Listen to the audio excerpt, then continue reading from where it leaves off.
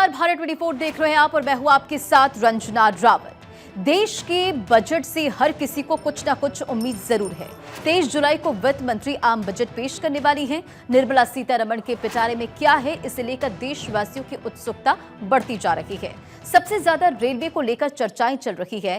पहले rail budget अलग से पेश होता था, लेकिन मोदी सरकार ने इसे भी आम बजट का हिस्सा बनाया। देखना होगा कि निर्मला सीतारमण रेलवे के लिए क्या बड़े ऐलान करने वाली हैं। और इन सब के बीच भारत 24 आपके लिए खास कार्यक्रम लेकर आया है, बजट एडवाइजर्स, जहां रेलवे से जुड़े अनुभवी चेहरे सरकार को बताएंगे कि भारत की लाइफलाइन को किन सुविधाओं और संसाधनों की जरूरत है। हमारे इस खास कार्यक्रम के जरिए हम बजट से पहले एक्सपर्ट्स की बात सुनते हैं, जो अपने क्षेत्र में सालों का अनुभव रखते हैं। तो चलिए आज बजट एडवाइजर से इस खास शो में बात करते हैं रेलवे पर।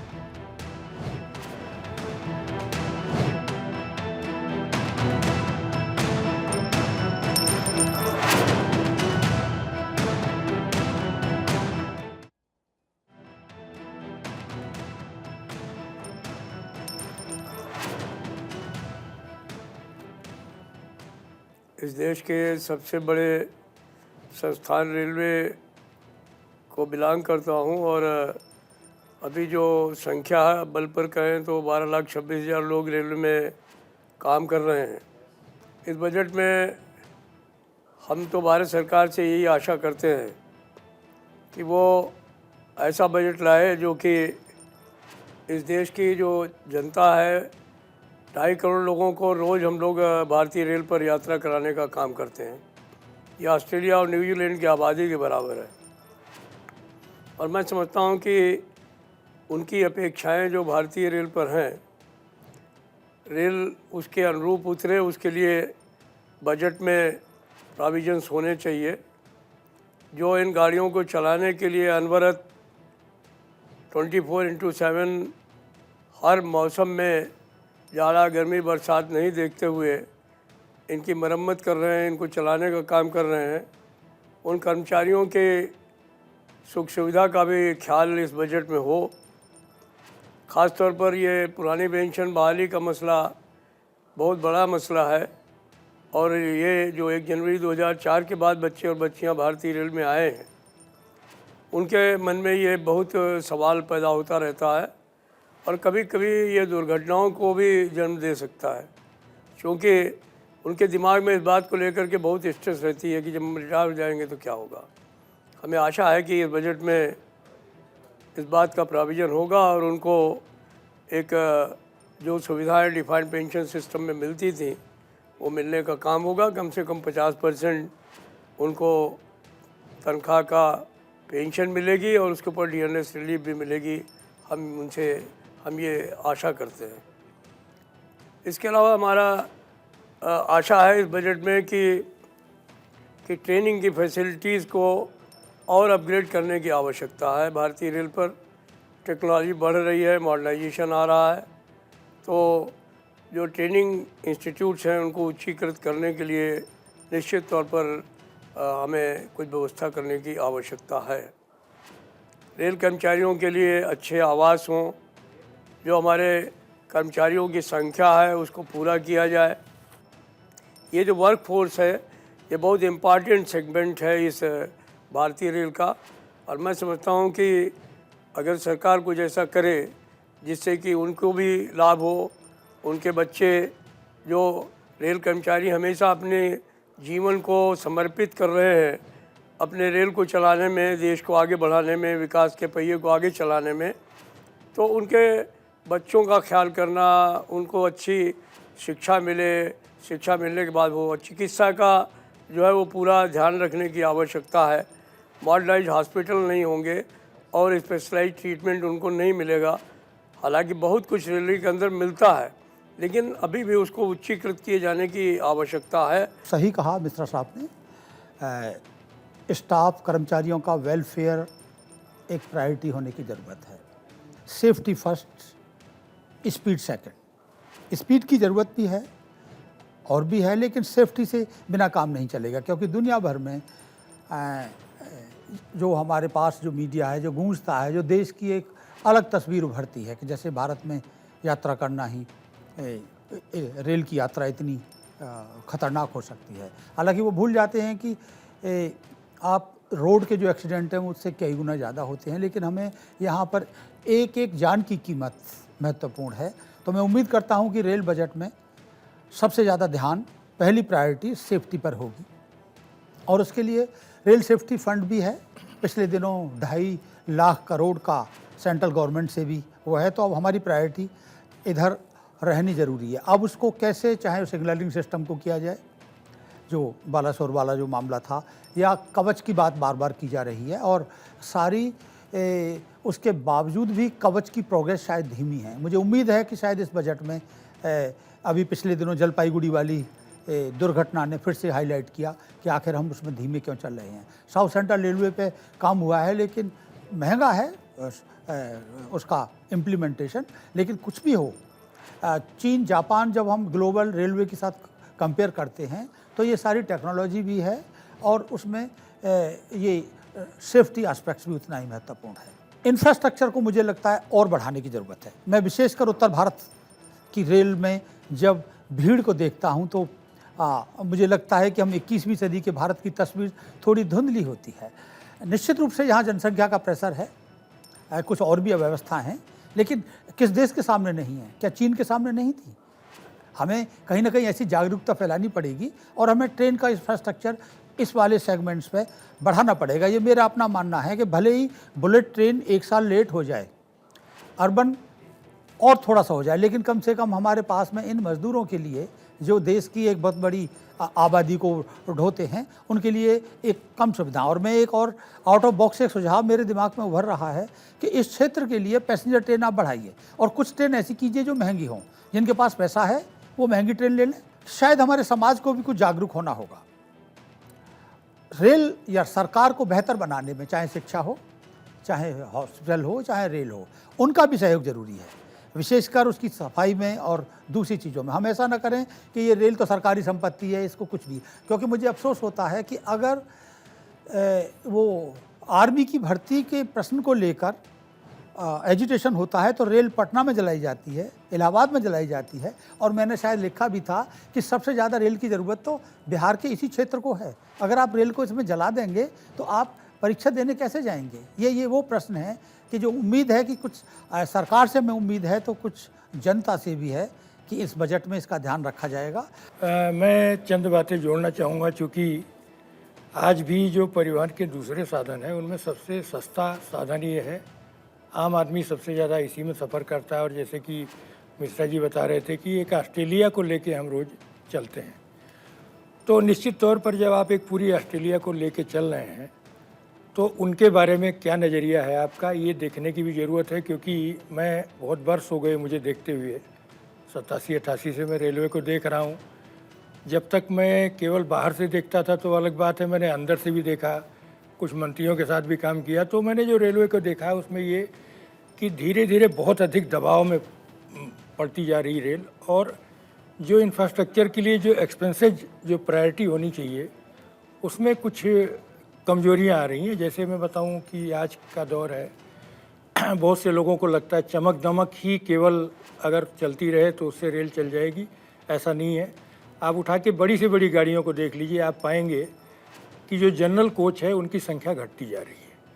मुझे लगता है कि मानव संसाधन के बारे में रेलवे के सोचने की ज़रूरत है, क्योंकि ये एक विशिष्ट और दुर्लभ मानव संसाधन है जिसकी तुलना किसी और विभाग से नहीं की जा सकती है। एक गैंगमैन जो काम करता है वो 1 लाख रुपया महीना दे करके भी किसी तत्काल उसका रिप्लेसमेंट आप नहीं ले सकते। कई बार कहता भी हूँ कि इस समय एक बहुत मोटा पैसा मांग रहा है रेलवे, जबकि रेलवे का जो अपना आंतरिक संसाधन है वो बहुत ज़्यादा जनरेट कर पाने की हालत में नहीं है। इस समय जो कम्पिटिटिव वातावरण है पूरा परिवहन क्षेत्र का, अगर आप देखेंगे कोरोना के बाद एक दौर था कि ये लगने लगेगा था कि 500-600 किलोमीटर वाले जो लोग हैं वो अपने बाई रोड जाने वो फिर लौटने लगे हैं रेलवे की ओर। दूसरी चीज़ ये है कि पार्लियामेंट की जो स्टैंडिंग कमेटी है पिछले 3 बार से रिक्वेस्ट कर रही है, सरकार से अनुरोध कर रही है कि सीनियर सिटीजन्स और जो वेलफेयर के बहुत सारे ऐसे सेगमेंट के लोग हैं जिनके कंसेशन ख़त्म कर दिए गए थे, तो मुझे लगता है कि उन कंसेशन के बारे में रिकंसीडर करना चाहिए। क्योंकि रेलवे एक कल्याणकारी कामों के लिए जाना जाता रहा है। और एक आखिरी बात ये कहना चाहूँगा कि रेलवे के कुछ बहुत यूनिक फीचर्स हैं, जिसमें से रेलवे के स्कूल भी आते हैं। लाल बहादुर शास्त्री जैसे लोग जो है वो रेलवे स्कूलों के प्रोडक्ट हैं। रेलवे के स्कूल बहुत ही मतलब यूनिक स्कूल्स रहे हैं, और मुझे लगता है कि इस तरह की जो एक्टिविटीज़ हैं वेलफेयर एक्टिविटीज़ में मैं जब जाता हूँ तो मुझे अचानक शास्त्री जी का वो दौर याद आ जाता है, जबकि जिस दौर में रेलवे के अपने स्कूल बन रहे थे, रेलवे के क्वार्टर्स बन रहे थे, बहुत सारी चीज़ें हो रही थी। मैं जब अभी मिश्रा जी कह रहे थे तो मैं कई स्टेशनों को मैं ऐसे लगता है कि जैसे वो हड़प्पा मोहनजोदड़ो के कालखंड की हैं, मतलब इतना ध्वस्त हो गई हैं, ऐसा लगता है जैसे कभी कोई देखने ही नहीं आया। तो मुझे लगता है कि इन चीज़ों पर थोड़ा सा एक प्रायोरिटी बना के, और मैं बार बार कहता हूँ कि एक कमीशन रेलवे में बनाया जाए और वो कमीशन प्रायोरिटी को तय करे। क्योंकि देखिए इस समय रिपोर्टें बहुत सारी बनी हैं, सेफ्टी के बारे में बनी है और चीज़ों के बारे में बनी है, मॉडर्नाइजेशन कैसे हो बनी। मुझे लगता है कि एक कमेटी जिसमें जनता के प्रतिनिधि भी हों, वो एक पूरा एक इन डेप्थ स्टडी करें। इससे आपको पता चलेगा कि कौन कौन सी चीज़ें हैं जिन पर आपको हाईएस्ट इन्वेस्टमेंट करने की ज़रूरत है। और प्राइवेट प्लेयर भी देखिए क्या है कि अभी खान पान की सेवाओं को प्राइवेट प्लेयर को सौंपा गया है, लेकिन शिकायतें किसको मिलती हैं? रेलवे बोर्ड को मिलती है। रेलवे बोर्ड भी बहुत सक्षम नहीं होता उनमें। तो मुझे लगता है कि निगरानी तंत्र थोड़ा और बेहतर इसके लिए करने की ज़रूरत है। एक टाइम था जब रेलवे में करीब 13 लाख कर्मचारी काम करते थे। हमारा जो रेल सिस्टम है वो 1853 से है, और उसके बाद काफ़ी समय समय पर इसमें परिवर्तन होता रहा है। तो टेक्नोलॉजी भी बदलती है, ऑटोमेशन होता है, मैकेनाइजेशन होता है, उससे लेबर इफ़ेक्ट होता है। तो हमको ये देखना है कि हमें क्या चीज़ चाहिए। आज जब हम हाईटेक युग में हैं तो हमको ये देखना है कि जो भी रेलवे की गतिविधियां हैं वो भी उसी के साथ साथ हाईटेक होती रहें।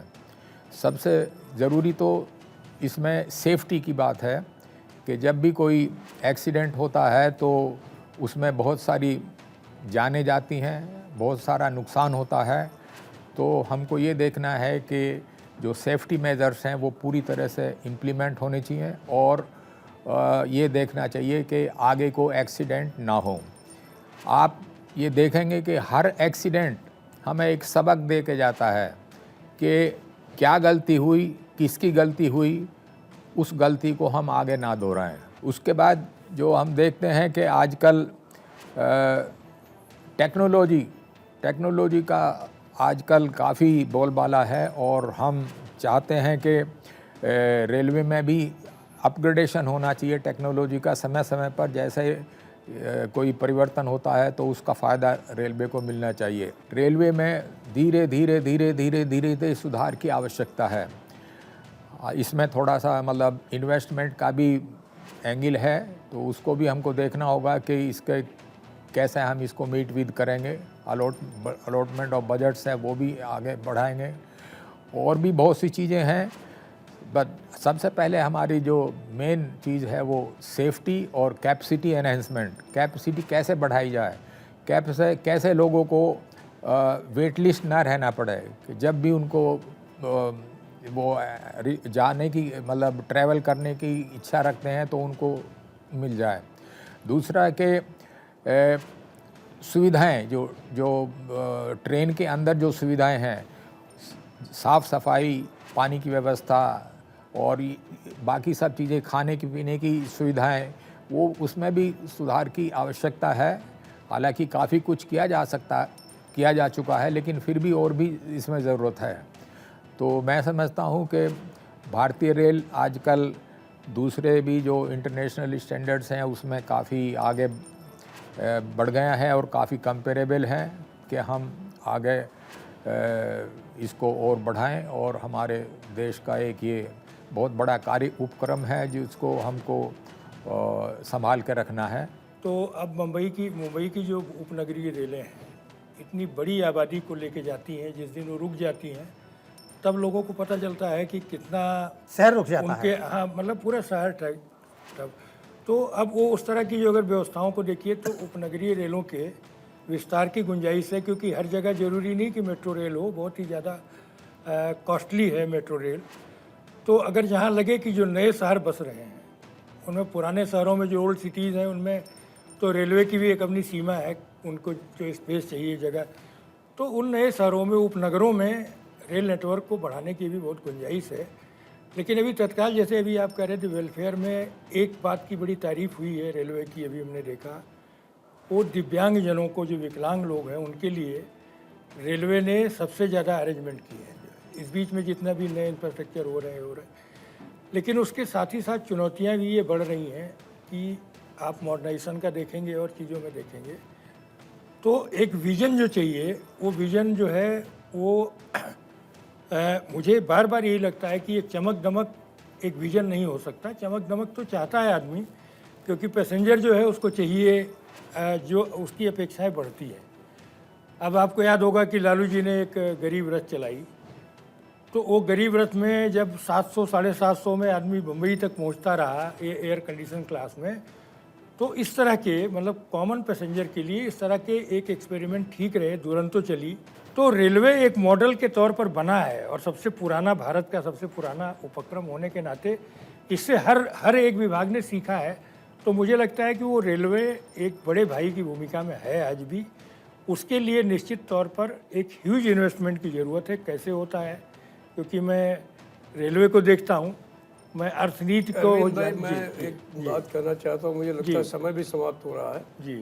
मुझे लगता है कि बहुत सारी बातें हमने वेलफेयर की जी। अभी 10 साल में सिर्फ 1 साल कुछ महीने बचे हैं जी। और मेरी समझ से खाली रेल कर्मचारियों के नहीं, सारे देश के जो कर्मचारी हैं, ख़ासतौर पर केंद्र सरकार कर्मचारी, शिक्षक और राज्य कर्मचारी, सबकी आशाएं जो हैं वो बजट की ओर हैं कि शायद इसमें 8वें वेतन आयोग की घोषणा होनी चाहिए। तो मैं समझता हूँ कि इसको भी मद्देनज़र रखने की आवश्यकता है, क्योंकि अगर हम संतुष्ट कर्मचारी ही किसी भी देश की रीढ़ की हड्डी हो सकता है, विकास का एक मापदंड हो सकता है, तो उसको भी संतुष्टि देने के लिए मैं समझता हूँ कि सबको संतुष्टि की आवश्यकता है, तो कर्मचारी को भी संतुष्टि की आवश्यकता है। मैं समझता हूँ कि अगर सरकार जो है वो 8वें वेतन आयोग का घोषणा करेगी तो इससे लोगों को काफ़ी राहत महसूस होने का। धन्यवाद। मैं इसमें ये कहना चाहूँगा कि एक पॉइंट जो आपने उठाया था वो है कि महिलाओं के लिए विशेष सुविधाएं, जैसे कि उनके लिए अलग से स्पेशल एक कोच उनके लिए लगाया जाए, जिसमें वो बिना किसी प्रॉब्लम के, बिना किसी डर के, बिना किसी संशय के वो अपने आराम से चल सकें और अपनी यात्रा सुरक्षित कर सकें। आपने कहा था कि स्टाफ वेलफेयर, वो स्टाफ वेलफेयर तो एक समय ये समझिए कि ये हमारे स्टाफ की जड़ है जी। कि अगर स्टाफ खुश रहेगा, स्टाफ अगर मोटिवेटेड है, उसमें काम करने की का मादा है, तो वो आपको बड़े से बड़ा काम करके दिखाएगा। ये मैंने अपने कैरियर में देखा है कि आप उनको मोटिवेट करिए तो वो आपको उससे डबल आपको देंगे। तो ये स्टाफ वेलफेयर बहुत ज़रूरी है। एक वक्त था कि रेलवे से सब एसोसिएट फील करते थे। कोई परिवार कहीं भी जाओ, किसी भी गांव में जाओ, शहर में जाओ, किसी का चाचा रेलवे में, किसी का, और इसीलिए अरविंद जी ने ये बात उठाई थी, जो गैंगमैन है हाँ, वो बेचारा कितनी तकलीफ़ों से गुजरता है। बारिश हो रही होती है, जंगलों में होता है, खाने के नहीं होता, कड़ी धूप में मेहनत और उसको कोई वो नहीं करता। अब हमारे पास में एक ऐसे बैलेंस की ज़रूरत है। देखिए, अब यहाँ पर देश के सामने एक अलग चुनौती है। एक तरफ इंजीनियर तो बन गए, हमें वो कार्य संस्कृति भी बदलनी पड़ेगी कि तुम इंजीनियर तो बन गए हो, लेकिन अगर तुम्हें काम गैंगमैन का है तो गैंगमैन का काम गैंगमैन की निष्ठा से ही करना पड़ेगा। उस समय आप बोस्टन या लंदन की सुविधाओं की उम्मीद न करें। ये कार्य संस्कृति को। शर्मा जी, ये बात आप सही कह रहे हैं। आप बहुत दिन तक रेल विभाग से जुड़े रहे हैं। मैं समझता हूँ रेलवे को अपनी रिक्रूटमेंट पॉलिसी में बदलाव लाना चाहिए जी, और जो आदमी के लिए जो काम उचित है वही काम उसको देना चाहिए। आप जो है वो भर्ती तो करेंगे पीएचडी और डिग्री होल्डर, और उनसे आप अपेक्षा करेंगे कि वो गिट्टी कूटे और वो ट्रैक में काम करें, तो ये अपेक्षा करना भी इतने पढ़े लिखे लोगों से अच्छी बात नहीं है। बिल्कुल। उनको जिस उनकी क्वालिफिकेशन है उस हिसाब से उनको जॉब मिलना चाहिए। अदरवाइज ये भी एक सुरक्षा के लिए बहुत गंभीर मसला बनेगा। तो ये जो एक चीज़ है उसमें भी परिवर्तन लाने की आवश्यकता है। मेरी एक और उम्मीद है, मैं लास्ट बात, रेल मंत्री हमारे एक प्रशासक भी रहे हैं, डिस्ट्रिक्ट अथॉरिटीज़ भी रहे और टेक्निकली भी बहुत साउंड है, और देखा जाए तो शायद उनका ये तीसरा बजट होगा। तो इन सारे अनुभवों को, और इस बीच में रेलवे में बहुत सारी चीज़ें, रेलवे बोर्ड का इंफ्रास्ट्रक्चर, पूरा स्ट्रक्चर बदला है, इंडियन रेलवे मैनेजमेंट सर्विस बनी है, अभी वो शुरुआत हुई है, गति शक्ति के नाम से दुनिया हो रहा है। मुझे लगता है कि उम्मीद है कि इस बजट में उसके कुछ इम्प्लीमेंटेशन और ऐसे पार्ट जिसमें सेफ्टी, सुरक्षा के साथ साथ हमारी सुविधाएं भी बढ़ें। ये शायद पूरे देश को उम्मीद है, क्योंकि 10 साल के बाद हमें ये कम, मतलब इतनी उम्मीद तो हमें करनी ही चाहिए। जब देश विश्व गुरु बनने जा रहा है तो लोगों की एक्सपेक्टेशन, लोगों की अपेक्षाएं भी बढ़ रही हैं कि हमें सुविधाएं अच्छी मिलनी चाहिए, वर्ल्ड क्लास मिलनी चाहिए, वर्ल्ड क्लास सुविधाएं, और हमारी यात्रा सुरक्षित हो और सेफ हो। जी।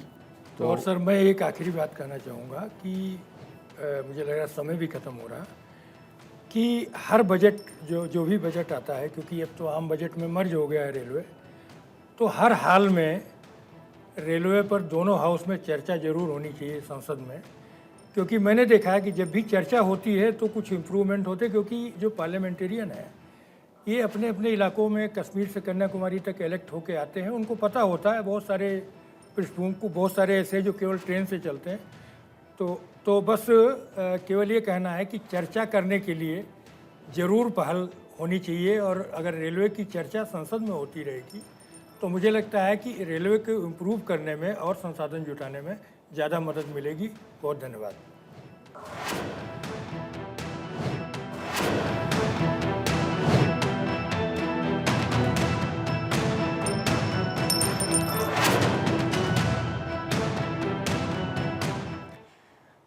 तो आपने सुना रेलवे को लेकर क्या है एक्सपर्ट्स की राय। पूरी चर्चा के निष्कर्ष की बात करी तो एक चीज सामने आई है कि रेलवे को ज्यादा से ज्यादा फंड देने की जरूरत है, रुके हुए प्रोजेक्ट्स को जल्द पूरा करना होगा, और सबसे अहम बात यह है कि स्पीड से ज्यादा सेफ्टी की जरूरत है।